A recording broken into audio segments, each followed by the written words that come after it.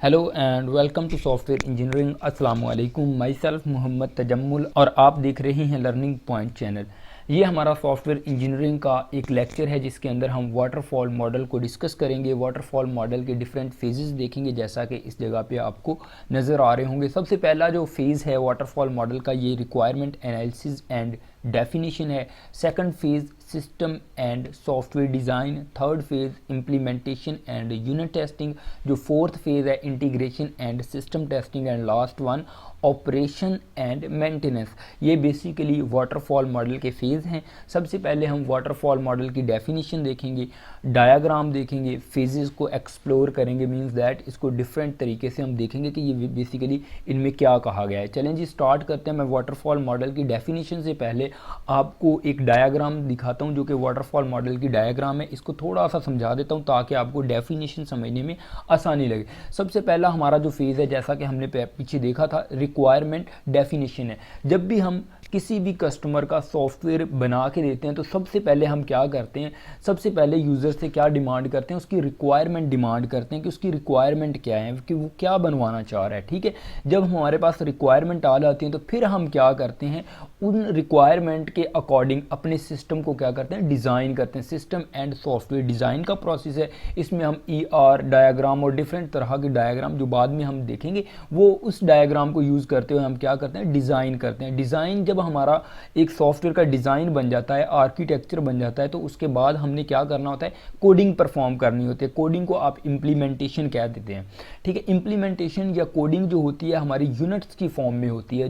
Units की क्योंकि form में हमारी कोडिंग होती है तो इसी फेज़ के अंदर हमने लिखा हुआ है इम्प्लीमेंटेशन एंड यूनिट टेस्टिंग। तो फिर हम क्या करते हैं, जो यूनिट हमारे बन जाते हैं, मीन्स दैट कोड के यूनिट्स होते हैं, उनको हम क्या करते हैं, टेस्ट करते हैं। तो यूनिट टेस्टिंग वहाँ पे परफॉर्म होती है क्योंकि हमारे पास डिफरेंट तरह की टेस्टिंग होती है। यूनिट टेस्टिंग होती है, functional testing, non functional testing, but इस जगह पे इम्प्लीमेंटेशन एंड यूनिट टेस्टिंग है। तो इम्प्लीमेंटेशन के दौरान हम कौन सी टेस्टिंग करते हैं, हम यूनिट टेस्टिंग परफॉर्म करते हैं कि हर यूनिट क्या हो, चेक करते हैं कि वो ठीक यूनिट बना है। उसके बाद क्योंकि हमने नेक्स्ट फेज़ में उन यूनिट्स को इंटीग्रेट करना होता है, मिलाना होता है, इसलिए हम इसी जगह पे यूनिट टेस्टिंग भी करते हैं। नेक्स्ट फेज़ हमारा आता है integration and system testing. Integration में क्या करते हैं, जो भी यूनिट इस जगह पे हमने डेवलप किए होते हैं और टेस्ट किए होते हैं उनको हम इंटीग्रेट करते हैं। जब इंटीग्रेट करते हैं तो हमारा पूरा सिस्टम बन जाता है। जब हमारा पूरा सिस्टम बन जाता है तो हम क्या करते हैं, सिस्टम टेस्टिंग परफॉर्म करते हैं। जब हमारा पूरा सिस्टम बन जाता है, हम टेस्ट कर लेते हैं, तो उसको हम ऑपरेशन में ले आते हैं। मीन्स दैट कस्टमर जो होता है उसकी मशीन में या लैपटॉप में हम क्या करते हैं, इंस्टॉल कर देते हैं। उसके बाद एंड मेंटेनेंस लिखा हुआ है। मेंटेनेंस का प्रोसेस कंटिन्यू रहता है क्योंकि मेंटेन हमारा जो यूज़र है जब भी उसे ज़रूरत पड़ेगी वो मेंटेन करवा लेगा, अपडेट करवा लेगा, फंक्शनैलिटी ऐड करवा लेगा। होप्स हो के आपको थोड़ा सा आइडिया हुआ होगा कि वाटरफॉल मॉडल क्या होता है। इसके थोड़े से फेज़ देखें। वाटरफॉल मॉडल की एक चीज़ है कि ये स्टेप बाय स्टेप चलता है। पहला फेज़ कंप्लीट होगा देन हम नेक्स्ट पे मूव कर सकते हैं क्योंकि रिक्वायरमेंट होंगी तो उसका मॉडल हम बना सकते हैं। मॉडल फिर होगा तो हम इम्प्लीमेंटेशन कर सकते हैं। इम्प्लीमेंटेशन एंड यूनिट टेस्टिंग होगी तो हम इंटीग्रेशन करेंगे और फिर इंटीग्रेशन होगी तो हमारा सिस्टम बनेगा तो सिस्टम टेस्टिंग होगी। उसके बाद ही हम इसको इंस्टॉल कर सकते हैं। मीन्स दैट ये एक सिक्वेंशियल मॉडल है। ये हम टॉप टू बॉटम मॉडल, ये सिक्वेंशियल मॉडल इसको कहते हैं कि एक फेज़ इसका यही तो इसमें बात है कि इसका एक मॉडल जो कंप्लीट होगा उसके बाद ही हम नेक्स्ट फेज़ पे क्या कर सकते हैं, हम जंप कर सकते हैं। मीन्स दैट ये डिपेंड करता है प्रीवियस फेज़ पे। प्रीवियस फेज़ अगर कंप्लीट हुआ तो हम नेक्स्ट पे हम क्या कर सकते हैं, जंप। और इसमें बैक ट्रैकिंग नहीं होती। मीन्स दैट हम इस फेज़ से डायरेक्टली इस फेज़ पे जंप नहीं कर सकते। मीन्स दैट अगर हमने जंप करना तो हमें दोबारा से रिक्वायरमेंट यूज़र से गेट करनी पड़ेगी और दोबारा से डाउनवर्ड आना पड़ेगा या अपने प्रोजेक्ट को कंटिन्यू करना पड़ेगा। ये तो थोड़े से कुछ पॉइंट थे, ठीक है, लेकिन इसमें हम बैक ट्रैक कर सकते हैं एक सूरत में कि उसके जस्ट जो प्रीवियस फेज़ है उसमें जा सकते हैं। लेकिन मोस्ट टाइम टीचर्स आपको यही कहेंगे कि इसमें हम बैक ट्रैकिंग नहीं कर सकते। मीन्स दैट इसमें हम डायरेक्टली फर्स्ट फेज़ पे जंप करते हैं जिस जगह पे भी एरर आता है, लेकिन हम प्रीवियस फेज़ पे जंप कर सकते हैं। इस डायग्राम से भी आपको शो हो रहा होगा कि हम इस जगह पे प्रीवियस में जाके उसके बाद नेक्स्ट पे मूव कर सकते हैं, क्योंकि अगर प्रीवियस में एरर आया तो उसी में हम सॉल्व करेंगे, ना कि इस जगह पे जाएंगे। तो इस तरह आप इसको कर सकते हैं। और मोस्ट टाइम आप डायग्राम देखेंगे तो एरो भी सीधा लगा होता है जो बैक ट्रैक करता है, इस जगह पे लेके जाता है, लेकिन आप ये डायग्राम बना सकते हैं, ये वैलिड है। उसके बाद हम अब आते हैं वाटरफॉल मॉडल की डेफिनेशन की तरफ।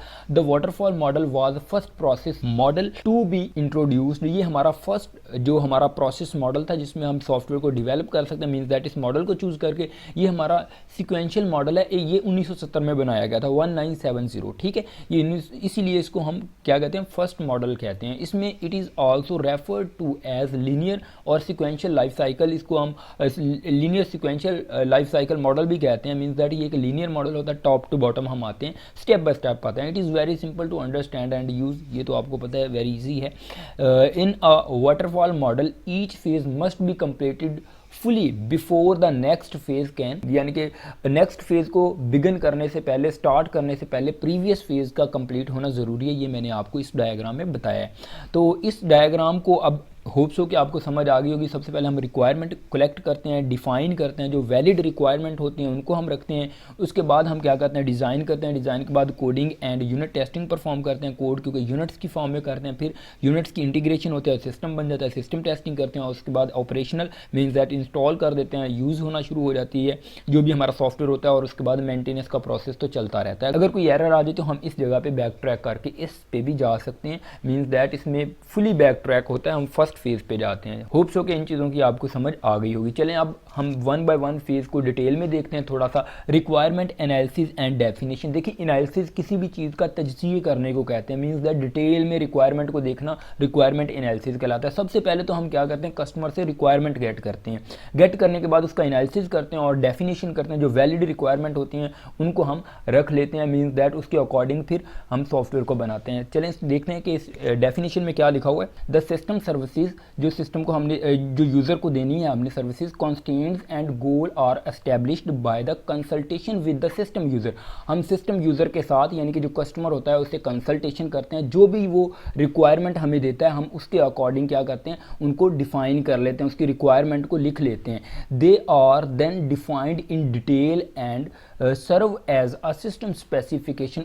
उन डिटेल्स को जो यूज़र ने कहा होता है कि ये मेरा सिस्टम परफॉर्म करना चाहिए, उसको हम क्या कहते हैं, सिस्टम स्पेसिफिकेशन भी कहते हैं कि आपका सिस्टम ये करेगा, मीन्स दैट उनको हम क्या कहते हैं, सिस्टम स्पेसिफिकेशन कहते हैं। जैसे कि हम एक शॉप पे जाएं, हमने मोबाइल बाई करना हो तो हमारे पास हम सबसे पहले क्या देते हैं, हम स्पेसिफिकेशन देते हैं कि हमारे सिस्टम के अंदर 2 GB 4 GB रैम होनी चाहिए, इतनी उसके अंदर कार्ड की कैपेसिटी होनी चाहिए मैक्सिमम, इतनी मतलब कि वो अफोर्ड करता हो या कंपैटिबल हो। इन चीज़ों को हम क्या कहते हैं, स्पेसिफिकेशन कहते हैं, सिस्टम स्पेसिफिकेशन कहते हैं कि इतने मेगापिक्सल कैमरा हो, लाइक ये सारी की सारी सिस्टम स्पेसिफिकेशन है। और यूज़र जब अपना सॉफ्टवेयर डेवलप करवाता है तो वो भी अपनी स्पेसिफिकेशन देता है कि मेरा जो सॉफ्टवेयर है ये कुछ परफॉर्म करना चाहिए।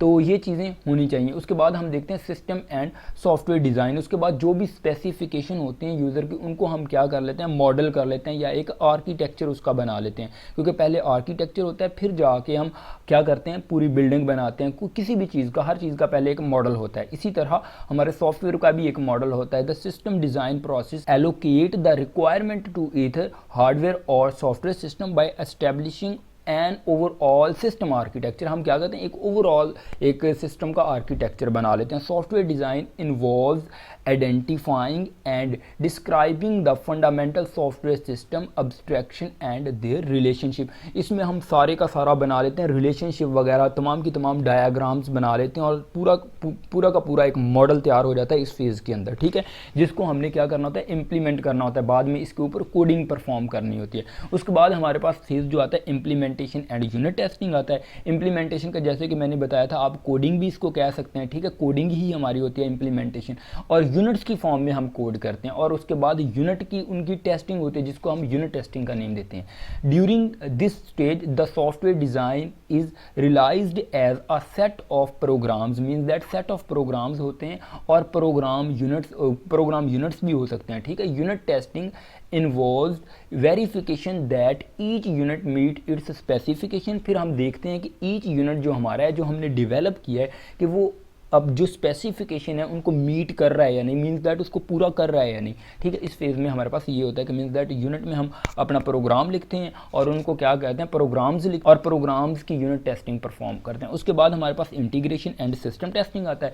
इंटीग्रेशन में आता है इंडिविजुअल प्रोग्राम यूनिट और programs are integrated and tested as a complete system. Means that जो हमारे छोटे छोटे यूनिट्स होते हैं जो ऊपर वाली लेयर में हमने बनाए हैं और टेस्ट किए हैं, उनको हम इंटीग्रेट करते हैं। इंटीग्रेट कहते हैं मिलाना, उनको मतलब कि इंटीग्रेट करना, कनेक्ट करना, उनको कनेक्ट कर देते हैं और उसके बाद पूरा सिस्टम बन जाता है। उसके बाद हम क्या करते हैं, कंप्लीट सिस्टम को टेस्ट करते हैं to ensure that the software requirements have been meet कह सकते हैं आप, यहाँ पे वर्ड की मिस्टेक है। मीन्स दैट कि पूरे का पूरा सिस्टम जो जितनी भी रिक्वायरमेंट थी उनको मीट कर रहा है या नहीं। After testing the software system is delivered to the customer. उसके बाद हम क्या करते हैं, उस सिस्टम को जो हमने टेस्ट कर लिया, पूरा सिस्टम बन चुका है, हम डिलीवर कर देते हैं किसको, कस्टमर को। जब हमारा सिस्टम कस्टमर को डिलीवर हो जाता है तो इसका मतलब वो ऑपरेशन में आ जाता है। मीन्स दैट यूज़र उसको क्या करना शुरू कर देता है, यूज़ करना शुरू कर देता है। और मेंटेनेंस का प्रोसेस टिल लाइफ मतलब कि चलता है, लॉन्ग लाइफ होता है। मीन्स दैट उसको में जितनी मर्जी वो अपडेशन करवा सकता है। चलें देखते हैं इस फेज़ में क्या लिखा है। Normally although not necessarily,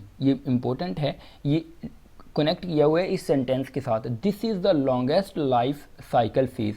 means that longest life cycle phase है ये फेज़ जितनी देर मर्जी मतलब कि एग्जिस्ट कर सकता है, क्योंकि अब हमने सॉफ्टवेयर बना के दे दिया, यूज़र जितनी देर मर्जी उस पर ऑपरेशन परफॉर्म करता रहे, उसको यूज़ करता रहे एंड मेंटेन करवाता रहे, हमें इससे गर्ज नहीं है। ये जितनी देर यूज़र चाहे इस फेज़ को यूज़ कर सकता है। मीन्स दैट अब यूज़र के पास सॉफ्टवेयर चला गया, हमने डिलीवर कर दिया, अब यूज़र जितनी देर मर्जी उसको ऑपरेशन में रखे, जितनी मर्जी उसकी मेंटेनेंस करवाए। The system is installed and put into practical use, क्योंकि प्रैक्टिकल यूज़ में आ जाता है, वो यूज़र के पास चला जाता है हमारा सॉफ्टवेयर, अच्छा जो हमने डेवलप किया। Maintenance involve correcting errors which were not discovered in earlier stage, क्योंकि हमने यूनिट टेस्टिंग वगैरह की होती है अर्लियर स्टेज पे की होती है ऑफ द लाइफ साइकिल, और बाद में हो सकता है कोई एरर आए। अगर कोई एरर आता है तो उसकी भी हमें करेक्टनेस करके देनी होती है, क्योंकि यूज़र जब यूज़ करता है तो वो डिफरेंट तरह की वैल्यू दे के, हमने टेस्ट तो किया होता है लेकिन पॉसिबल है कि यूज़र के पास जाके हमारा सॉफ्टवेयर कोई एरर क्रिएट करे, लाइक कोई